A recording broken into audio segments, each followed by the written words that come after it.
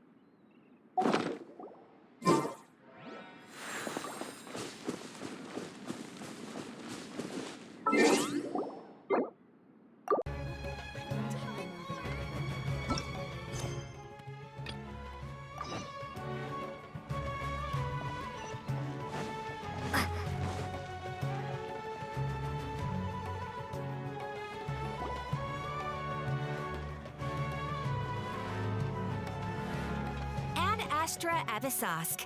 We meet again, you two. Hi, Catherine. Do you have any commissions for us today? Commissions, huh? Let me think. Oh, how about this? Please attend the Academia's Academic Symposium this afternoon and recite a love poem on stage. Wait, say what now? And if possible, please also use your camera to capture the reaction of the audience upon finishing the poem. Huh? What kind of commission is that? I see. It appears that you're not interested in this commission. In that case, please go to Port Armos and convince the Eremites there to spend some time volunteering at the local orphanage. Hey, that's not any better.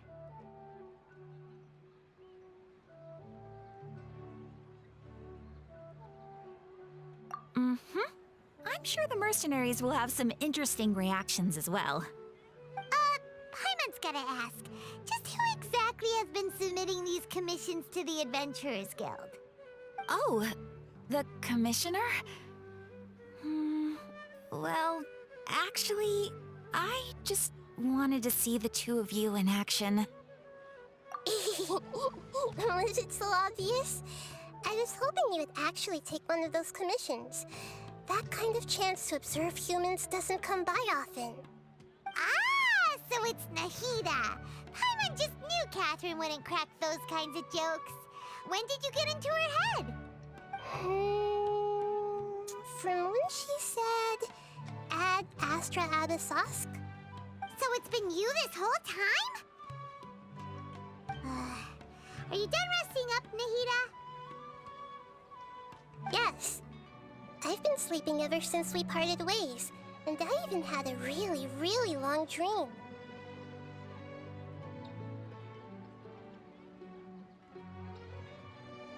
It was another dream about the Sub-Zerus Festival, except it was a happy one. In my dream, I was sitting in the middle of a flower terrace, and everyone in Sumeru City was holding hands as they danced in circles around me. They danced round and round, and everyone looked really happy. I also got to sit on a gigantic flower carriage. Ferris, the Knight of Flowers, raised me really, really high above the ground, and I was throwing an endless amount of Yalda candies at the children. You know, Nahida, maybe your dream is how the Sub-Zerus Festival really should be. It's meant to be a joyous time where everyone gets together to celebrate your birthday. Huh? Wasn't I describing a really happy dream? Why are you both looking at me like that? Wait, could this be an example of the emotion known as pity? No, we aren't pitying you. That would only make everything worse. We just don't want you to feel too sad. By the way, have you had a chance to visit Dunyarzad? How's she doing? The Homianis haven't allowed any visitors after the festival, so we haven't been able to check on her. Yes, I paid her a visit right after I woke up. She was resting at the time. Her condition is stabilized. However, since Elazar is a manifestation of the withering on the human body, we can only cure it by finding a way to take care of Irminsul's own withering. But for the moment, our top focus should still be figuring out what the sages are up to and what they're planning. Right. Who knows what'll happen if they manage to pull off another scheme like the Samsara of the Sub-Zero's festival? So our first priority should be investigating and putting a stop to the sages' activities. As for how we should pull that off, let's discuss it somewhere else. There are too many adventurers around here. Oh, good point. Sorry, adventurers. We're gonna be borrowing Catherine for a little while.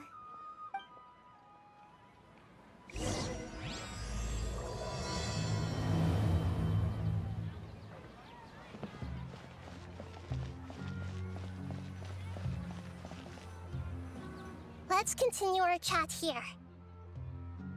Okay, so do you have any ideas on how we can investigate the sages, Nahida? Actually, I've already done a little bit of work on that. But for now, I want to hear your thoughts.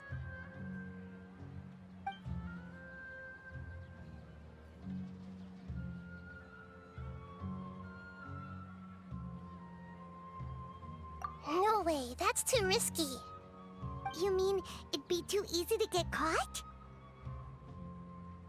No, it's not that. We shouldn't involve innocent students in this. A single mistake could completely ruin their lives. Doing that would be ignoring the safety of my people for my own selfish goals. How is that any different from what the sages are doing? That's a good point. Spoken like the god of Sumeru.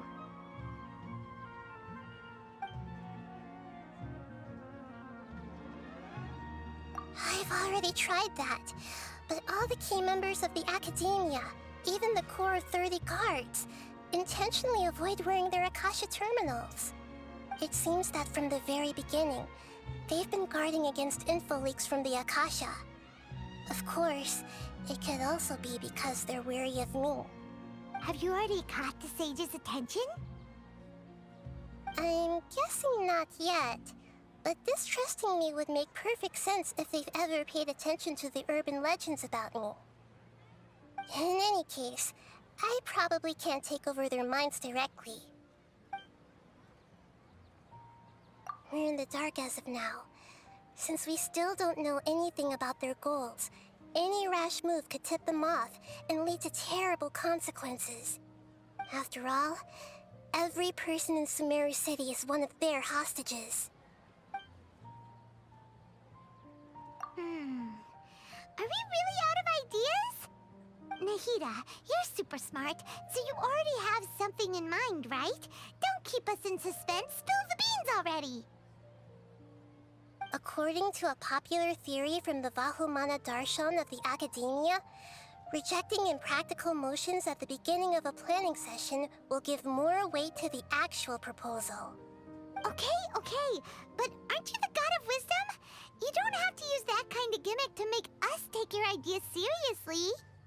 Well, I've been thinking that if I can't directly possess the leaders, and if I can't get ordinary people involved, then I should find someone who's already involved, but hasn't decided to side with the sages. You're saying we should recruit a spy? That does sound like it could work. Oh, before coming back, we met someone named Alhaitham. He seems like he acts alone, and he likes doing stuff behind the Academia's back. They probably aren't in cahoots. Actually, I already have someone in mind. Do you still remember that female scholar named Sataria? Sataria. Paimon remembers now.